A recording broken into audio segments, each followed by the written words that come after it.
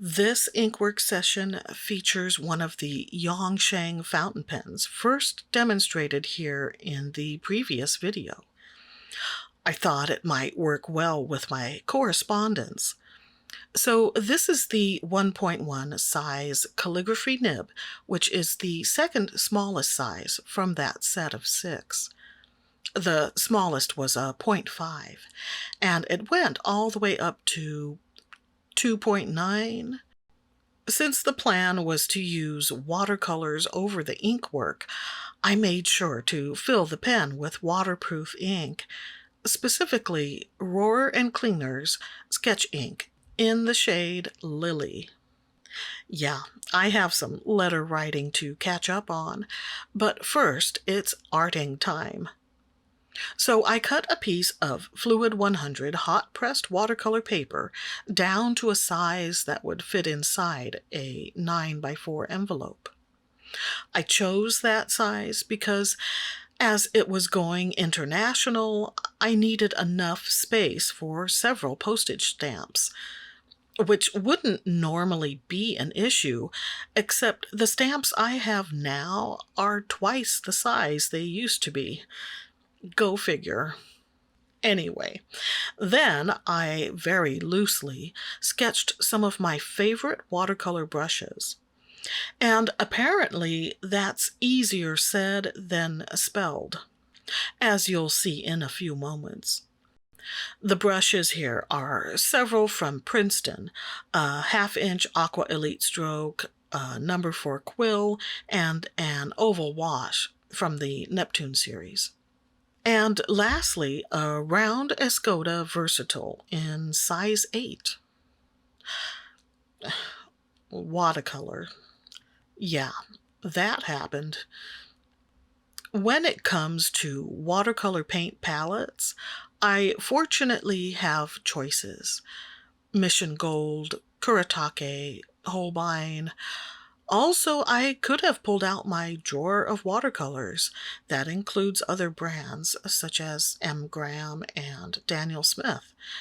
But I chose the Da Vinci watercolor palette because they're great paints and I like them, yes, but mainly because they were the most convenient at the time.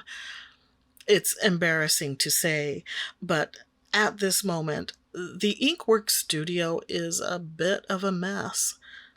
I've allowed it to get to the point of having things stacked on top of other things, creating a sort of obstacle course of papers, pens, paints, coffee cups, and associated miscellanea. Yet I somehow manage to get things done. You lose again, clutter. But the other day I was given a storage chest for my fountain pens and inks. One of my relatives, when he was out thrift shopping, found an old wooden jewelry box. He cleaned it up, refinished it, and added some organizational features. I want to show it to you, but we need to figure out a camera setup that will work for that. So hopefully that'll show up down the road. The color on my nails this time is from an old bottle, like 8 years old. The brand is Pure Ice, and I don't even know if they're still around, but I think the color name is Flawless. I say think because the printing is so tiny that I can't quite make it out. It may actually be Fearless or even Flameless, so I'm taking context into account and going with Flawless. Speaking of Flawless, there's a heist movie from 2007 with that title. It starred Demi Moore and Michael Caine. I don't consider it great cinema, but I've enjoyed it several times, and it's on my list of comfort movies. What is a comfort movie, you ask? Well, let's say you've had one of those days. Like the one where you went grocery shopping but forgot to bring your reusable shopping bags and had to pay 50 cents for several plastic ones that used to be free.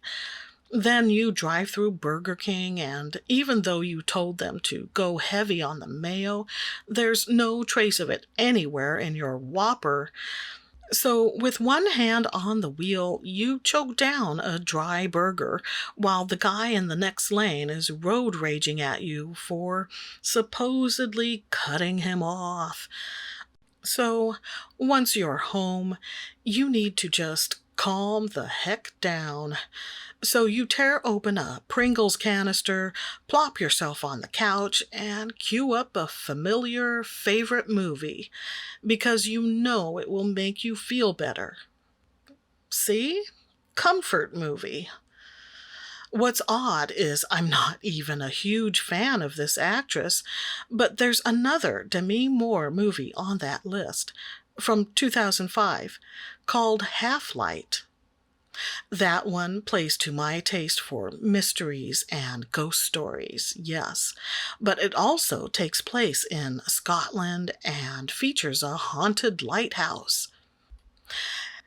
Yeah, comfort movies don't have to be objectively good.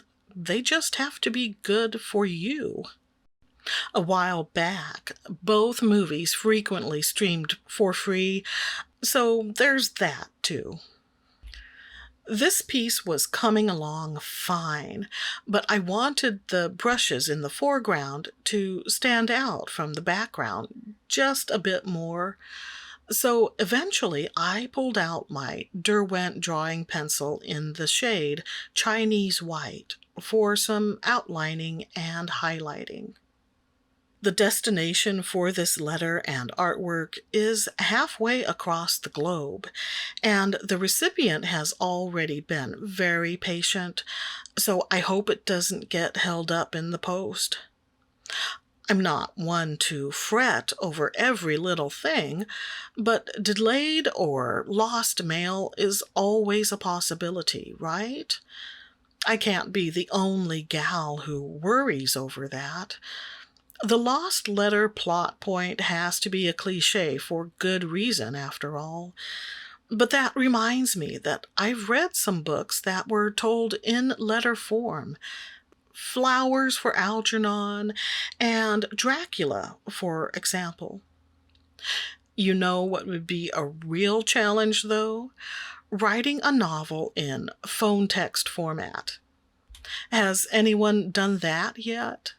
I'm not the reader I used to be, and thus not up on the latest. So what sounds to me like a brilliant concept for text message novels might be so 2015. It's not a secret that producer Mike and I are foodies, so we watched the first episode of a new streaming series called The Bear. The setting is a small family restaurant in Chicago, which sounds intriguing, but after viewing the first episode, I'm wondering if it's the series for me.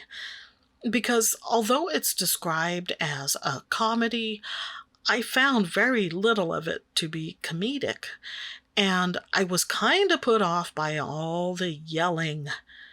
Yes, I understand that commercial kitchens can be chaotic environments. Some home kitchens, too, I'm sure. But there was some crazy tension going on. I guess I just don't want to invest in 8 episodes if all of them are going to be that turbulent. If anyone out there is watching The Bear, let me know what you think. And since this appears to be the Stream with Irene segment of the video, I'll share that I really liked Only Murders in the Building Season 2, Episode 3, The Last Day of Bunny Folger. It was both wonderful and sad to see other sides of the most hated person in the building. And that whole, wait, did she want to join us? Scene was the best. If you're into murder mysteries and you aren't watching this series, what are you thinking?